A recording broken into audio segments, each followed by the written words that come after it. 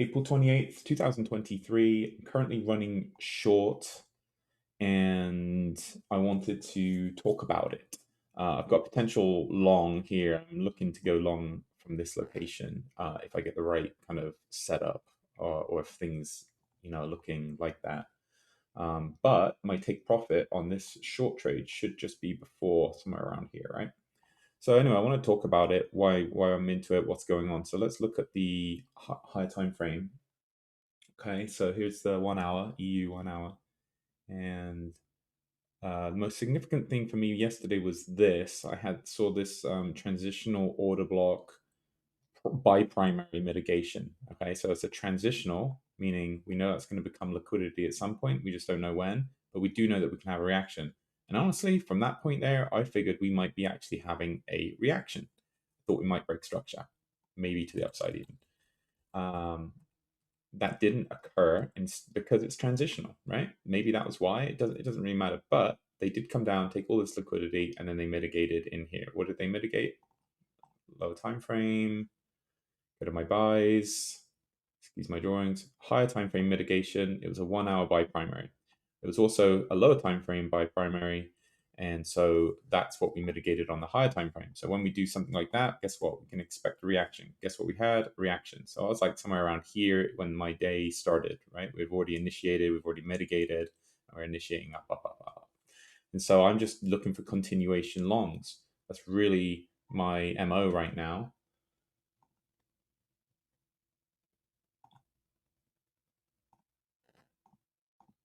Okay, so that's really my MO.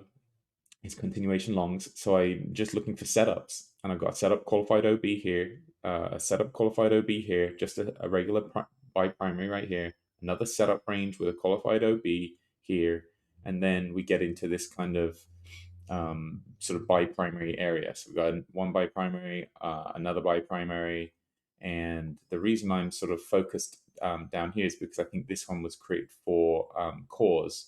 There's really not a lot going on with it. It is a buy primary. It does tick all the boxes, but the range it took was very weak, and so on and so forth. But the key to my short trade and why I'm doing this video right this second and why I have some sort of confidence with it is because of the highs. And I really want to talk about this. Let's go to 1 minute. We can sort of see this. So what I noticed was price zipped up, right? And it created this high. Now I didn't look at what this high was until we started breaking structure. I took that as a break of structure, right? And so as soon as I saw that break of structure, I go and look left. So I look, draw out left. I can see that there is really nothing that is mitigated other than price. Now, on the higher time frame outlook, you can definitely see that yes, we are inside of it's like a qualified order block is what I've got it written out as here. So we're over here, right, through this qualified order block. So I was interested in like, okay, we are mitigating a qualified order block, so maybe that's the reason in which price can just react like this. But we didn't mitigate anything like lower time frame in there. And typically what I'm seeing is like we just talked about this one right here, right? The higher time frame outlook. We mitigated a higher time frame block, but also a lower time frame block at the same time. So what that does is it stacks cores up there. It doesn't mean that we can't have a reaction. We can have breaks of structure. We can have everything, but it just means that this is going to become cores, in my opinion, right? Same thing happened with this high, second one, right? It's almost in the same location. And I was like, okay, so I look left and same thing again. And then I look left on this next one. I'm thinking, well, it's all the same area, right? This is all um, this is all the same sort of, very close together highs. But this one's different. And you can see, look, I've already started drawing left, right? So we can actually see what this one is just by following this line. And something I remember learning uh, a while back was about highs and blocks of blocks of price, I guess we could call them blocks of price, right? And how we move through them. So when price holds in a range like this and then mitigates, and if we come back to it, and as we look left, we can conclude that we're stopping in here. We've mitigated something in here, but If we were to pull down just to this location and push through, we can tell that there's nothing in here. So we can actually just keep looking left. So what I'm saying is this stops our need for looking left, whereas this here is transitional. Okay. So with that said, as we look left here, transitional. What are these? These are the very lows and tops of the bar. There's no transacting in this area, or very, very little. So we can go transitional. Same thing here. It's just a price zipped through, price zipped up, right? This is all transitional. Keep looking left. Very little price has transacted here. Again, very little price. Keep going left. And then we end up into a sell primary, right? And then as you keep going through that sell primary, look, it's going through again, all wicks. Wicks mean the same thing, very little price action. And then you get to a block. This is the last blocks that are actually holding our price. And what is it? It's a buy primary. We can see it on a lower time frame. Let's go down to say 15 seconds. Range, initiation, break of structure. It's low, it's weak. Don't get me wrong. It's not something you'd want to take a risk entry off of, put it that way. But it checks all the boxes. It's a um, valid trading idea. So I haven't even got the break of structure over major structure. Look, the structure was here. It took out here as well. Range, initiation, again, and we can even use this one as well. So it's two ranges here. I didn't even see that originally. Two ranges, break of structure, comes back over the top of both of them, boom, straight up and away. And so this right here is a buy primary. Absolutely no questions about it. Lower time frame for sure. And so I think that was the key to my trade. And you know what? We were just initiating higher prices then while I was talking. I was thinking, oh, maybe this trade won't work out. But you know what? This is giving me the confidence right here. What have we mitigated? So when I'm seeing this, right, we're going here. We stop price here at this high and pull back, right? Then we come up again, just take liquidity. And what I was thinking to myself is in this moment, holy crap, how many longs do you think we just initiated in here, right? What are they trying to do? Longs and sells, right? Here's the other thing. This was a classic manipulation setup. This was what went through my mind actually. So let's bring this back. High, and then it takes it weak, right? Takes a very just takes the high, doesn't do anything else. Puts comes zips straight back up, right? This is what price is doing, zips straight back up. And now people are seeing that, oh crap, we're not going long anymore because look, we had a weak high and then we had an even weaker high and we're going short because we cannot seem to hold price. We can't seem to break price. And so they spent all of this time accruing. And I think what in this position, in this time, at that moment, what was occurring was they were inducing sellers into the marketplace, not buyers. We're inducing selling. And so where do sellers put their stops? Of course, retail is going to put their stops here.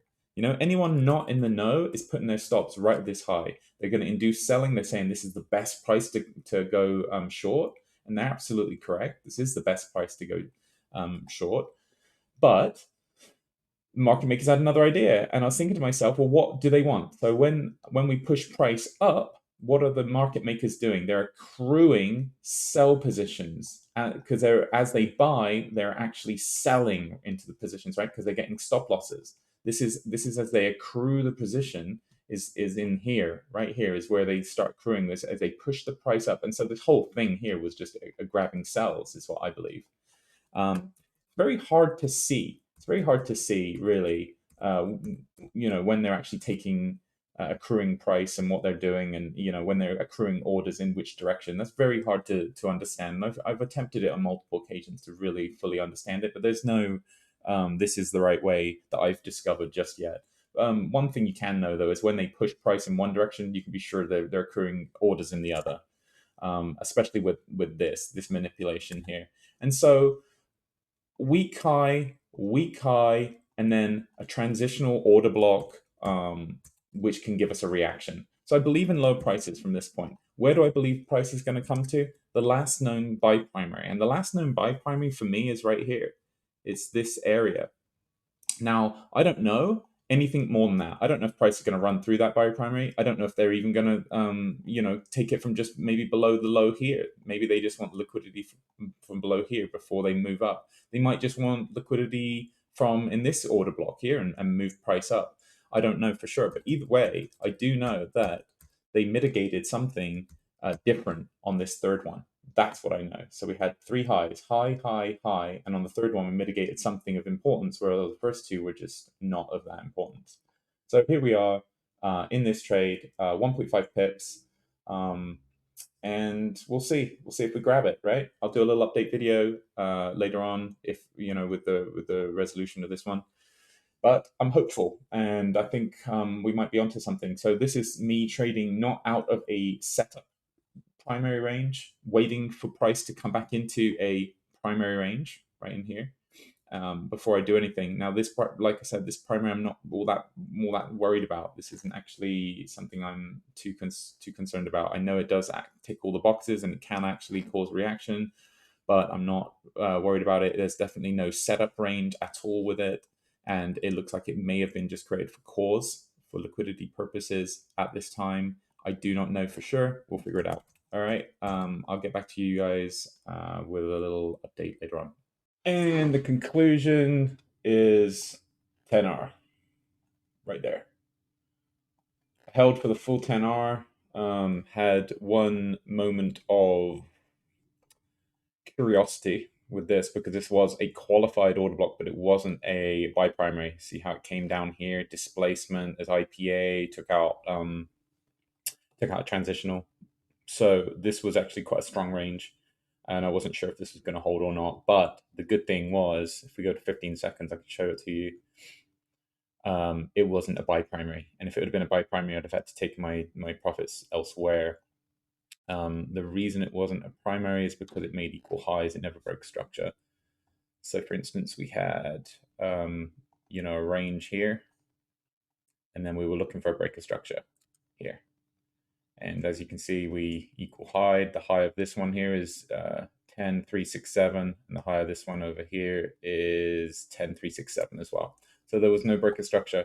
Incidentally, just while we're talking about breaks of structure, just something in the back of my mind is that if you are trading futures, I've noticed that the futures market, if you make an equal high, that with our strategy and how we trade with primary ranges and whatnot, if you make an equal high, that is the same as breaking structure. But on EU, that is not. So on ES, it is, and on EU, it is not. Anyway, that's my trade today. I'm not going to trade anymore. I'm done for the day, done for the week. Had an absolutely amazing week, and really happy with how things are working out. Hope everything's working out for you too. Hope you're smashing it. Hope you're crushing it. Hope you're having the absolute best experience of your life and living your dreams.